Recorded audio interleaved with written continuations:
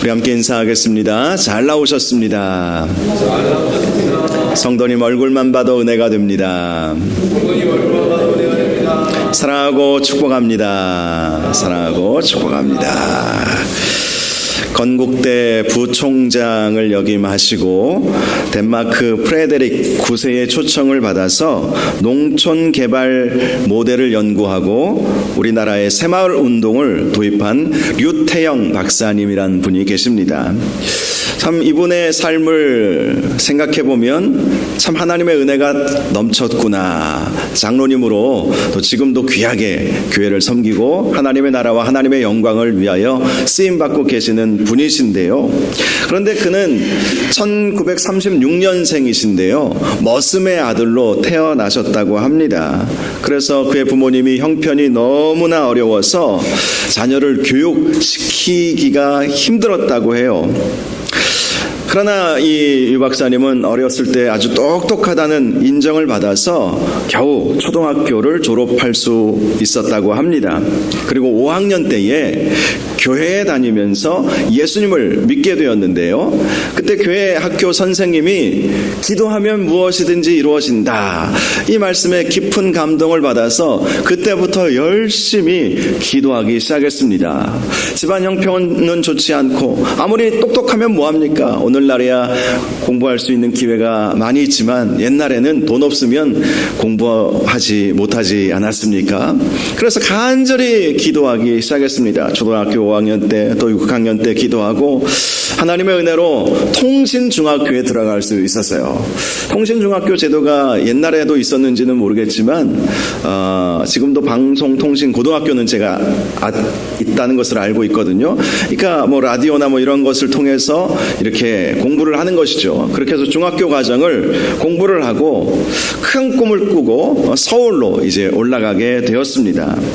서울에서 야간 고등학교를 다니면서 낮에는 구두 닦기를 하면서 먹고 살아야 되니까 그렇게 힘든 생활을 시작하게 되었습니다. 너무 가난해서 여러 날 굶어 보기도 했고요. 때로는 쓰레기통을 뒤져서 먹을 것이 없나 찾아보기도 했다고 합니다.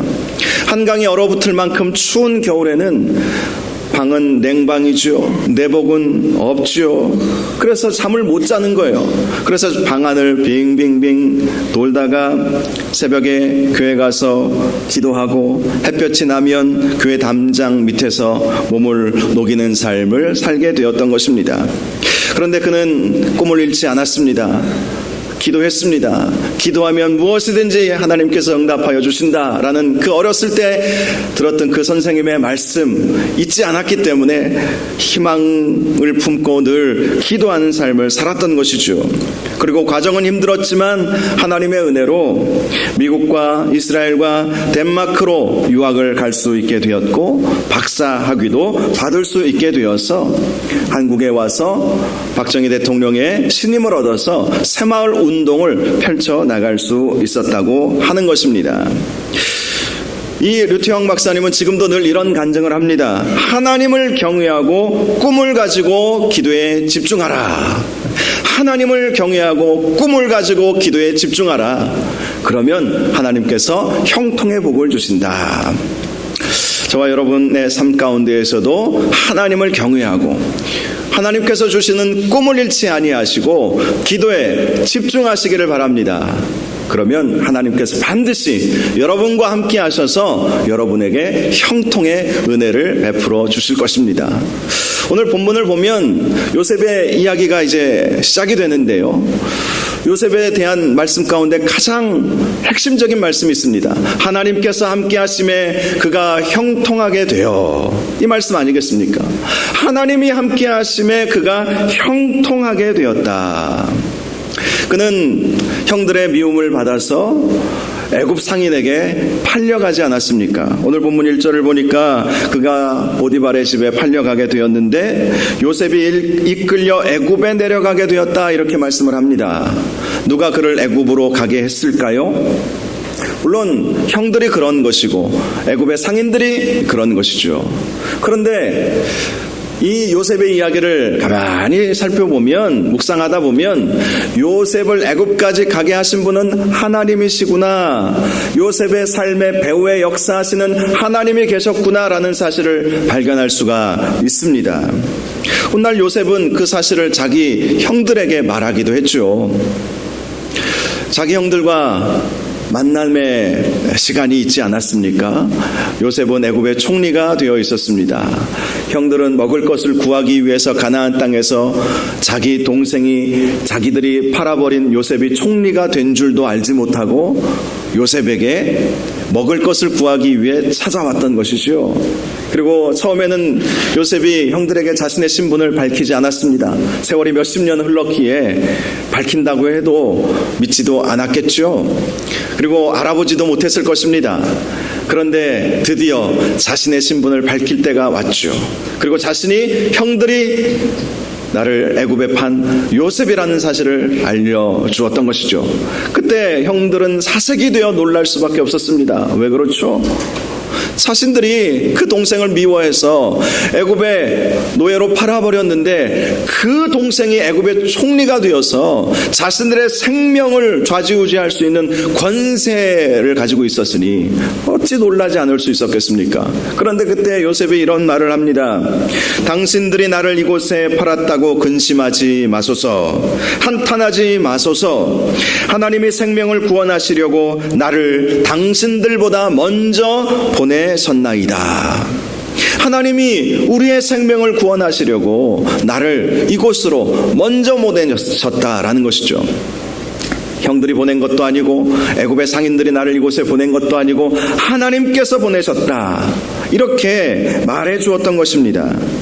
또 이런 말도 했습니다. 하나님이 큰 구원으로 당신들의 생명을 보존하고 당신들의 후손을 세상에 두시려고 나를 당신들보다 먼저 보내셨나니 그런즉 나를 이리로 보낸 이는 당신들이 아니요 하나님이시라. 요셉이 가지고 있었던 그 믿음은 어떤 믿음이었습니까? 하나님의 주권을 믿는 믿음이었습니다. 역사를 주관하시는 하나님, 합력하여 선을 이루시는 하나님, 그 하나님을 그는 믿었던 것이지요. 바로 이 믿음이 인생을 바꾸게 되었던 것입니다. 아무리 절망스러운 상황이라 할지라도 역사를 주관하시는 분은 하나님이심을 믿는 그 믿음, 하나님은 항상 합력하여 선을 이루신다라는 그 믿음이 우리의 인생을 굳건히 세우는 원동력이 된다는 사실을 꼭 기억하시기를 바랍니다. 여러분은 여러분의 인생 속에서 예기치 않은 일들이 일어났다면 어떻게 생각하시겠습니까? 내 생각과 내 계획대로 일이 진행되어지지 않는다면 어떻게 생각하시겠습니까? 운도 지지리도 없지, 이렇게 생각하시겠습니까? 어떻게 하다 보니까 일이 막 더 꼬여버렸어요. 내 생각대로 일이 진행이 안 됩니다. 그것이 비록 나의 실수와 연약함 때문에 생긴 일이라도 우리가 가져야 할 생각은 역사를 주관하시는 하나님, 나의 배후에서 일하시는 그 하나님은 반드시 나의 실수와 연약함에도 불구하고 합력하여 선을 이루신다. 이것을 믿는 믿음이 필요하다는 거예요. 요셉이 절망할 수밖에 없지 않았겠습니까? 한번 생각해 보십시오. 17살, 이제 고등학교 한 1학년쯤 되는 나이예요. 예나 지금이나 옛날에는 평균 수명이 길어서 지금보다 더 어렸을지도 모르겠어요. 그 어린 나이에 철없이 한마디 한 거 가지고 그 동생이 형님들 꿈을 꿔봤더니 형님의 단이 제 단에게 절을 하더이다. 그러면 야, 개꿈이다, 그렇게 말하면 그럼 넘어가면 그냥 되는 건 아니겠어요? 그리고 형님들의 별이 제 별에게 절하더이다, 그렇게 말을 하더라도 그냥 웃어 넘기고 그래, 꿈꾸는 거야, 자유지, 뭐 그렇게 넘어가면 뭐 되는 것 아니겠습니까? 그런데 이 형들은 요셉이 이 아버지의 사랑을 독차지하고 있다는 것 때문에 이 요셉을 너무나도 미워했어요. 그래서 요셉을 애굽 상인에게 팔아버렸습니다. 팔기까지의 그 과정은 원래는 죽이려고 했던 것까지. 요셉은 그것을 다 알았죠. 죽이려고 구덩이에 쳐넣었어요. 그러다가 다른 형제들 루벤이나 유다가 반대하여서 이제 애굽 상인에게 팔아버린 것 아니겠습니까? 그 어린 나이에 형들의 미움을 받아서 머나먼 한 번도 살아보지 못했고 한 번도 겪어보지 못했던 삶. 요셉은 애굽에 팔리기 전까지 귀공자의 삶을 살았다고 할 수도 있지요. 채색 옷을 입고 아버지의 사랑을 독차지하면서 그렇게 귀하게 자랐습니다. 어머니가 일찍 돌아가셨으니까 이 야곱이 요셉을 더 애지중지 그렇게 키우지 않았겠습니까? 그렇게 잘 대접받고 사랑받았던 그 요셉이 한날 한시에 죽을 위기를 겪었고 애굽의 노예가 되었으니 그의 절망감이 얼마나 컸겠습니까? 그런데 어린 그였지만 그가 가지고 있었던 믿음은 하나님의 주권, 하나님은 이 일을 통해서도 합력하여 선을 이루실 것이다.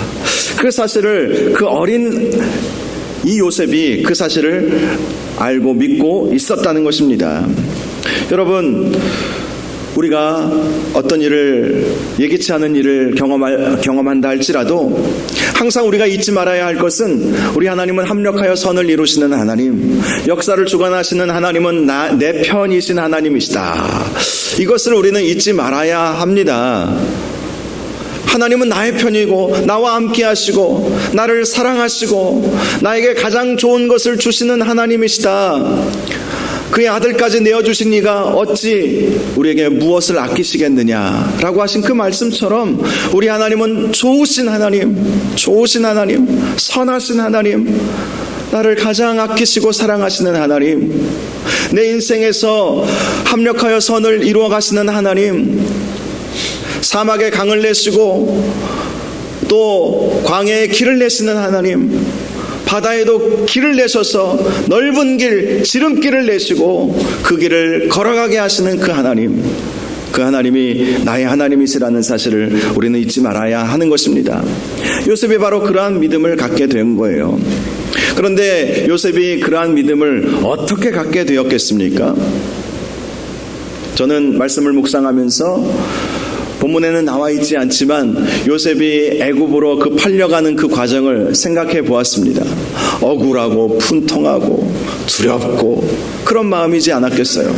그런데 당시 요셉이 할 수 있는 것이 무엇이었을까? 기도밖에 없지 않았겠습니까? 뭘 어떻게 할 수 있겠어요? 하나님 도와주십시오. 하나님 도와주십시오.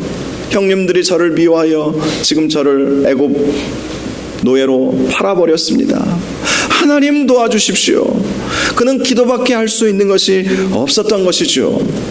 그렇게 기도하다가 하나님의 음성을 들었을 거예요. 내가 너와 함께 하겠다. 내가 너를 돌보겠다. 과거 이 요셉의 아버지 야곱이 자신의 이 고향 땅에서 이 형과 아버지 이삭을 속여서 장자의 명분을 빼앗고 결국 바다나람 하란 땅으로 도망갈 수밖에 없지 않았습니까? 그 도망가는 도중에 이 야곱도 두려워서 하나님 앞에 간절히 기도했죠. 그때 하나님께서 나타나셔서 내가 너와 함께 할 것이다. 다시 너의 고향 땅으로 돌아오게 할 것이다. 내가 너의 씨를 번성하게 할 것이다. 하늘의 별과 같이 바다의 모래와 같이 많아지게 할 것이다. 그렇게 말씀해 주시지 않으셨습니까? 요셉에게도 동일한 말씀을 하나님은 해주셨을 것이에요. 요셉은 하나님 앞에 간절히 기도함으로 하나님께서 함께하여 주실 것이다 라는 사실을 확신하게 되었던 것입니다. 그래서 그는 항상 하나님 앞에 기도하는 삶을 살았던 것이죠. 결국 그의 기도가 하나님의 형통하심의 결과로 오게 되었다라는 것을 우리는 기억해야 합니다. 여러분, 우리가 힘들고 어려울 때에 무엇을 해야 하겠습니까? 가장 중요한 그것은 바로 기도라는 사실을 기억하시기를 바랍니다. 기도할 때 하나님께서 길을 열어주시는 거예요. 기도할 때 하나님께서 우리에게 은혜를 베풀어 주시는 것입니다. 기도할 때 하나님께서 합력하여 선을 이루어 주시는 것입니다. 요셉도 하나님 앞에 간절히 기도함으로 말미암아 비록 애굽의 노예로 끌려가서 보디발의 집에 종살이를 하기 시작했지만 그의 기도가 식지 않았기에 하나님께서는 그 요셉에게 형통케 해주시는 은혜를 베풀어 주셨던 것입니다. 비록 신부는 노예였지만 하나님이 함께 하심으로 형통한 자가 되었다라는 것이죠. 그래서 오늘 본문 2절에도 여호와께서 요셉과 함께 하심으로 그가 형통한 자가 되었다라고 분명히 말씀하고 있습니다. 그의 형통함은 이 보디발의 집에 모든 사물을 그에게 맡길 정도로 그가 인정받는 사람이 되었다는 것을 말씀하고 있죠. 종인데도 종처럼 보디발이 취급하지 않았던 거예요. 그에게 모든 사물을 맡기고 가정의 총무를 세워주었습니다. 그리고 그를 전적으로 신뢰해 주었죠. 그리고 하나님은 그러한 보디발에게 은혜 위에 은혜를 더하여 주셨던 것입니다. 이러한 놀라운 은혜가 형통했던 이 요셉에게 있었던 것이죠. 요셉이 하나님 앞에 기도함으로 그는 하나님께서 함께 하시는 형통의 은혜를 얻게 되었던 것처럼 저와 여러분의 삶 속에서도 하나님 앞에 기도함으로 하나님께서 늘 함께 하셔서 형통의 은혜가 임할 수 있기를 바랍니다. 저도 제 인생의 위기와 갈림길 앞에서 참 많이 기도했던 때가 있었습니다. 특별한 기도를 하나님 앞에 올려드렸던 때가 있었습니다. 하나님밖에 의지할 수 없는 상황으로 하나님께서 몰아가실 때에는 다른 것 할 필요 없어요. 기도가 답인 거예요. 기도. 열심히 하나님 앞에 부르짖어 기도하면 역사하시는 하나님께서 우리의 기도에 선하게 응답하여 주시는 것이죠. 요셉도 마찬가지죠. 머나먼 애굽으로 팔려가는 위기의 순간에 이제는 나에게 하나님밖에 없다. 이제는 나에게 하나님밖에 없다. 하나님만 바라보아야 되겠다. 그런 결단의 시간이 그에게 있었던 것입니다. 그리고 하나님 앞에 간절히 기도하고 하나님만 바라보고 하나님이 함께 하시고 계시다라는 그런 생각 속에서 그는 살게 되었던 거예요. 그가 형통케 되니까 또 이제 나이가 들어가면서 준수한 청년이 되었습니다. 몇 년이 지났는지는 알지 못하지만 그가 17살에 보디발의 집에 총무로 와서 이제 준수한 청년이 되었어요.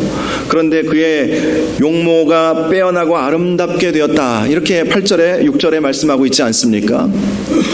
요셉의 어머니가 누구죠? 라헬이죠. 라헬. 자, 잘 생각하십시오. 눈 감고 묵상하시는 분이 3분 계십니다. 자, 요셉의 어머니가 누굽니까? 라헬이죠. 라헬. 예. 라헬이 2명의 아들을 낳았어요. 누구를 낳았습니까? 요셉과 베냐민 2명의 아들을 낳았죠. 자, 여러분, 야곱이 라헬을 보고 한눈에 반했어요. 너무나 아름다웠던 라헬. 그 라헬의 아들 요셉. 그러니까 이 요셉은 어머니를 쏙 빼닮았나 봐요. 그 용모가 순수하고 아름다운 거예요.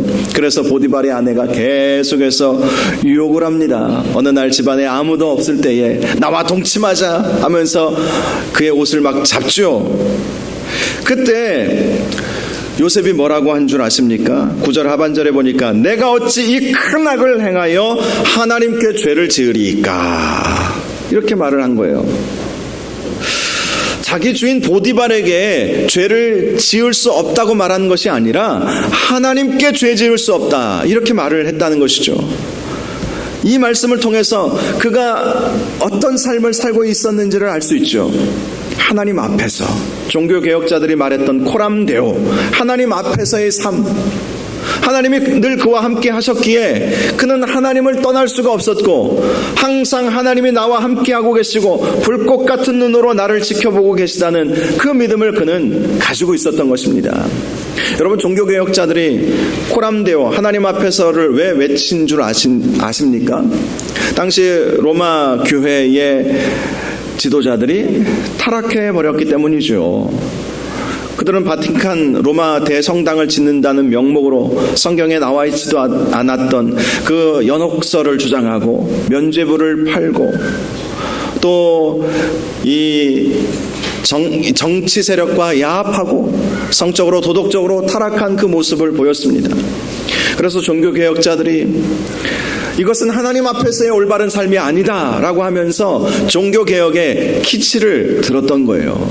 하나님 앞에서 우리의 모습이 어떠해야 하는지 말씀을 비추어 보면 당연히 말씀대로 사는 것이 하나님 앞에서의 삶이지 않겠습니까? 그래서 종교개혁자들이 하나님 앞에서 우리는 살아야 한다. 하나님 보시기에 부끄럽지 않게 살아야 한다. 그렇게 말하면서 종교개혁을 일으키게 되었던 것입니다. 요셉도 마찬가지예요. 사실 요셉이 눈 딱 한 번 감고 그 보디발의 아내와 동침을 하였다라면 그는 자유인이 되었을지도 모릅니다. 자유를 얻어서 고향 땅으로 돌아갈 수 있었을지 모릅니다. 그런데 그는 그럴 수 없었던 것이죠. 왜죠? 이것은 하나님 앞에서의 죄악이었다라는 사실을 알고 있었기 때문에, 하나님 보시기에 이것은 옳지 않다는 사실을 분명히 알고 있었기 때문에 그는 범죄하지 않았던 것입니다. 그러니 더욱 하나님께서 그와 함께 하시는 복된 삶을 살 수 있게 되었던 것입니다. 요셉의 형통함은 그가 모함을 받아서 감옥에 끌려갔을 때에도 발견할 수가 있죠. 21절을 보니까 여호와께서 요셉과 함께 하시고 그에게 인자를 더하사 간수장에게 은혜를 받게 하시매 라고 말씀을 합니다.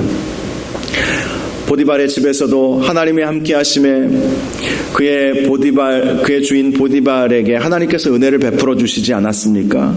그런데 감옥에 끌려갔음에도 불구하고 하나님이 요셉과 함께 하심에 간수장에게도 은혜가 임하게 되었던 것입니다. 참 이 말씀을 보면서 우리가 적용해야 할 점이 있어요. 은혜 받은 사람과 늘 함께 지내라는 것입니다. 은혜 받은 사람과 함께 지내면 그 은혜가 나에게도 오게 된다는 것을 우리는 기억해야 합니다. 종교개혁자들이 은혜가 임하는 세 가지 방편이 있다라고 말했습니다. 첫 번째는 말씀입니다. 하나님의 말씀을 통해서 우리는 은혜를 받게 된다는 것입니다. 두 번째는 기도입니다. 기도를 통해서 하나님과 교제하고 하나님의 음성을 듣고 또 나의 필요를 아뢰고 기도의 응답을 얻게 되면 하나님의 은혜를 경험하게 되죠. 세 번째는 성찬이라고 했습니다. 성찬은 예수님의 십자가를 기념하면서 주의 몸과 피의 상징인 떡과 포도주를 함께 나누는 예식이지 않습니까? 이 예식을 통해서 십자가의 은혜를 경험하게 된다는 것이죠. 이렇게 말씀과 기도와 성찬을 통해서 우리는 하나님의 은혜를 받게 된다라고 종교개혁자들은 강조했습니다. 그런데 여기에 한 가지가 더 있어요. 우리가 은혜 받을 수 있는 네 번째 방법이 있습니다. 바로 은혜 받은 사람들과 함께 할 때에 하나님의 은혜가 임하게 된다는 것입니다. 보디발도 전혀 하나님을 알지 못했던 사람이었지만 요셉을 통해서 하나님을 알게 되지 않았습니까? 그리고 그 하나님의 은혜가 보디발의 집에도 임하게 되었던 것입니다. 보디발뿐만이 아니죠. 간수장도 마찬가지였어요. 간수장도 전혀 하나님을 알지 못했던 사람이었습니다. 그런데 은혜가 임했던 요셉으로 말미암아 간수장에게도 은혜가 임하게 되었던 것이죠. 그래서 우리는 항상 은혜 충만한 사람들과 함께 교제해야 하는 것입니다. 그러면 흘러넘치는 은혜를 경험하게 될 것입니다. 실제로 은혜가 없고 메마른 분들과 계속해서 교제를 나누다 보면 나도 메말라져요. 있던 은혜마저도 다 사라져버립니다. 물론 우리가 의도적으로 주의 은혜를 나누기 위해서 은혜 없는 사람들에게 나아갈 필요도 있겠지만 그렇다면 더 은혜 충만함으로 나아가야 합니다. 그래서 우리가 항상 은혜 받은 그러한 성도들과 함께 교제하고 그렇게 신앙생활을 하는 것이 참 중요하죠. 내가 먼저 은혜를 받아야 남에게 은혜를 끼칠 수 있게 되는 것입니다. 하나님의 은혜가 나에게 임하게 되면 그 은혜가 흘러넘쳐서 나의 가족들에게, 우리 교회 성도들에게도 흘러넘치게 되는 것입니다. 왜 우리 가족이 이렇게 메마를까? 왜 우리 교회가 이렇게 메마를까? 여러분, 답은 나에게 있어요. 내가 은혜 충만하지 못하니까 내 주변의 사람들이 메마른 거예요. 여러분, 이것을 기억하셔야 됩니다. 요셉은 그로 말미암아 은혜가 넘치게 되었어요. 보디발의 집에도 하나님의 은혜가 넘치게 되었어요. 감옥 안에서도 하나님의 은혜가 넘치게 되었어요. 상황은 정말 험악한 상황입니다. 종으로 팔려갔어요. 죄인의 신분으로 들어가게 되었어요. 그런데 하나님이 함께 하심으로 요셉이 형통한 자가 되었어. 그 형통함의 은혜가 주변의 사람들에게까지도 영향을 미치지 않았습니까? 나 한 사람이 중요한 것입니다. 내가 은혜 충만하면 내 가정에도 하나님의 은혜가 넘치게 됩니다. 내가 은혜 충만하면 내 직장에도 하나님의 은혜가 넘치게 되는 것입니다. 내가 은혜가 충만하면 우리 교회 안에도 하나님의 은혜가 넘치게 되는 거예요. 누구 탓할 필요가 없어요. 목사님이 은혜가 없어서 그래, 장로님이 은혜가 없어서 그래, 권사님들이 은혜가 없어서 그래, 그렇게 말하는 내가 은혜가 없어서 그런 거예요. 여러분, 내가 은혜 충만하면 그 은혜는 흘러 넘쳐서 마른 광야를 적시게 되는 역사가 일어나는 것입니다. 에스겔 선지자가 성전의 환상을 보지 않았습니까? 성전의 환상을 보니까 그 성전에서 흘러나오는 그 물이 마른 유대 광야를 적시고, 그래서 그 광야에서 온갖 풀들이 이렇게 일어나고 나무들이 성장하고 열매들이 맺어지는 그러한 것을 본 것입니다.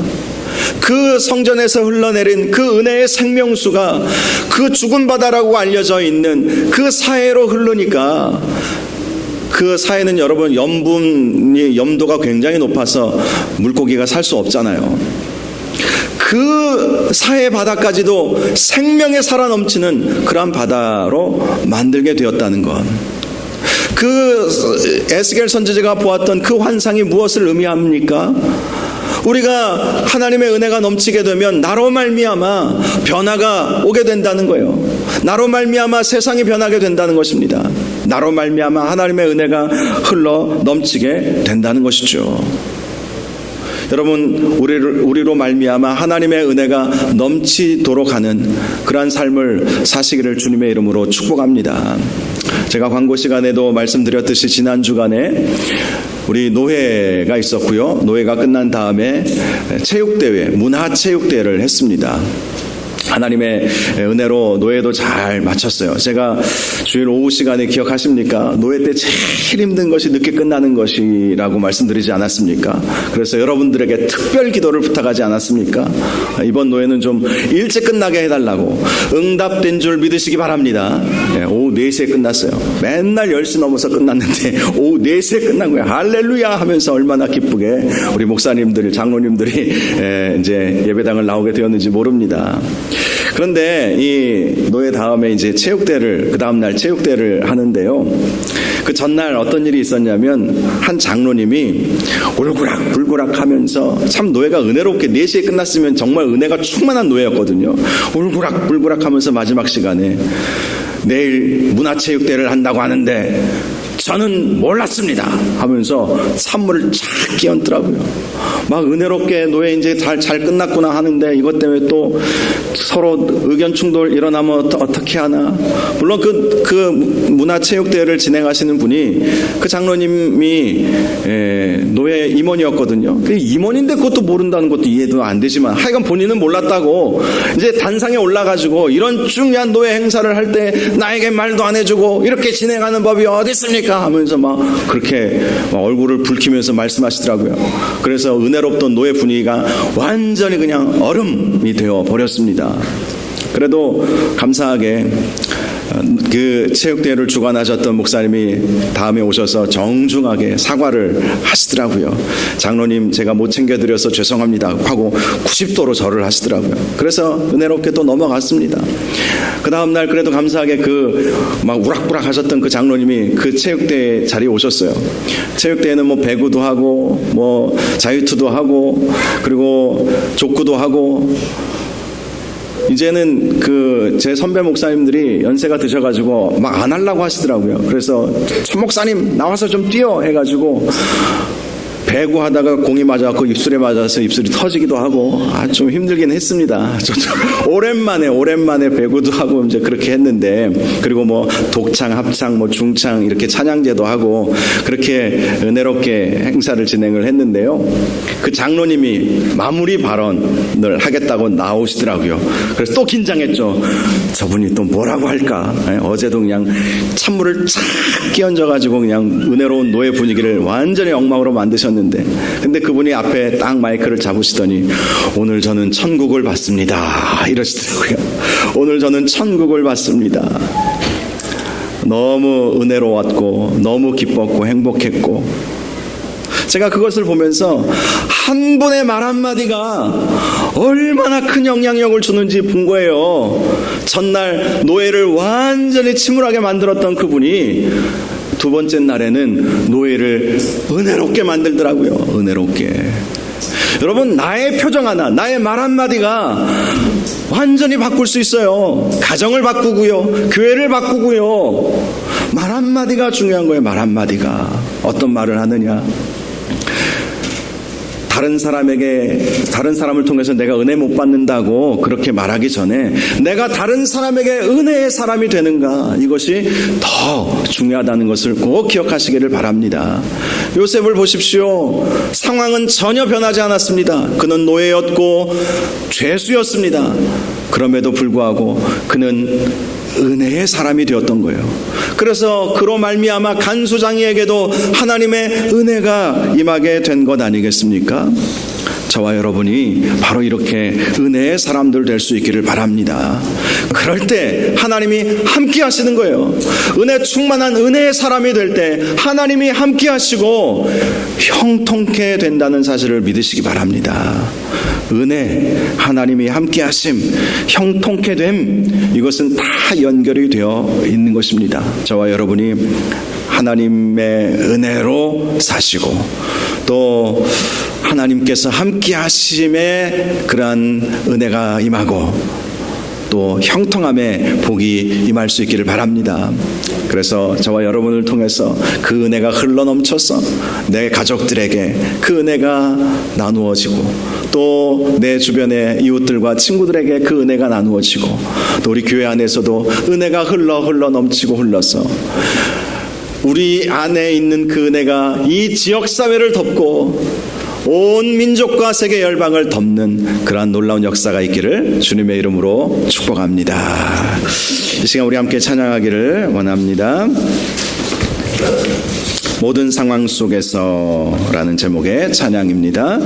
애굽이 참으로 힘들고 어려운 상황 속에서도 주님만 바라보고 기도하고 결국 하나님의 은혜가 임하고 형통함에 복이 임한 것처럼 모든 상황 속에서 주를 찬송하는 저와 여러분들 되기를 원하는 마음으로 함께 이 찬양 올려드릴 수 있기를 원합니다.